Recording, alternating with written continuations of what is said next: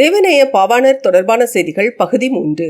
பாவாணர் மதுரையில் 5/1/1981 அன்று நடைபெற்ற உலகத்தமிழ் மாநாட்டில் மாந்தர் தோற்றமும் தமிழர் மரபும் என்ற தலைப்பில் சொற்பொழிவாற்றினார். இவரின் சிறப்பு பெயர்கள் மொழி ஞாயிறு, செந்தமிழ் ஞாயிறு, செந்தமிழ் செல்வர், தமிழ் பெருங்காவலர் என 171 சிறப்பு பெயர்களை கொண்டவர். தேவநேய பாவாணர் பெயரில் சென்னை அண்ணா சாலையில் மாவட்ட மைய நூலகம் செயல்பட்டு வருகிறது. ராஜபாளையத்திற்கு அருகில் முரம்பு என்னும் இடத்தில் பாவாணர் கோட்டம், அவரது முழுமுருவச் சிலை, அவரது பெயரில் நூலகம் ஆகியவை அமைக்கப்பட்டுள்ளன.